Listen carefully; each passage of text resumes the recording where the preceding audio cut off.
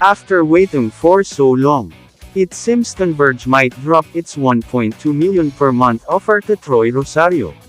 Sa isang post ni Sir Snow Badwa, ay sinabi nga nito na inurong na ng Converge ang kanilang offer kay Troy Rosario na 1.2 million pesos per month dahil sa tagal nitong magdesisyon. "We've been here since 2 weeks ago. We can't wait any longer. It seems he is waiting for somebody while ignoring our offer and taking it for granted." Dinagdag pa ni Sir Snow na parang trying take for granted lang ni Rosario ang kanilang offer at tila ba may inaantay pang iba. Ayon kay Sir Snow Badwa, Troy Rosario is set to sign with Ginebra. Ginebra contract is allegedly worth 700,000 pesos per month. At dito na nga naging official na Ginebra si Troy Rosario. Welcome to Ginebra Troy Rosario. Magdiwang ang Maka Ginebra. Official na team na napili ni Troy Rosario. Isang big man 6'7" power forward. May tira sa loob at labas. See you next conference Troy Rosario.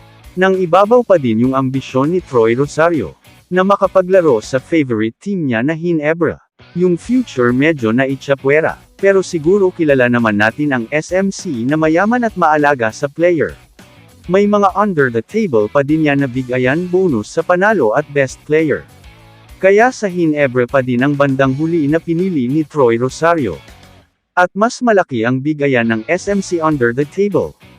Plus bonuses, perks, bonuses, and higher chance of winning championships. It validates the gentleman's agreement of SMC and Converge kay Heading. Panalo naman both Jeans and Converge dyan.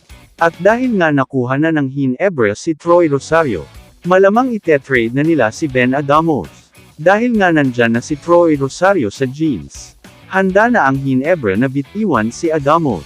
Si Troy ang gagamitin na big man ni Coach Tim Cone. At si Adamos ay itetrade para sa wing player.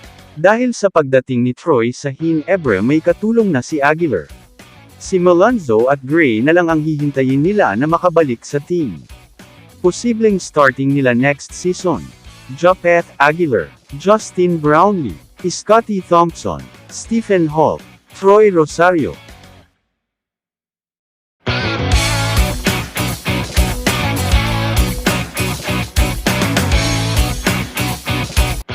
Kamusta mga idol?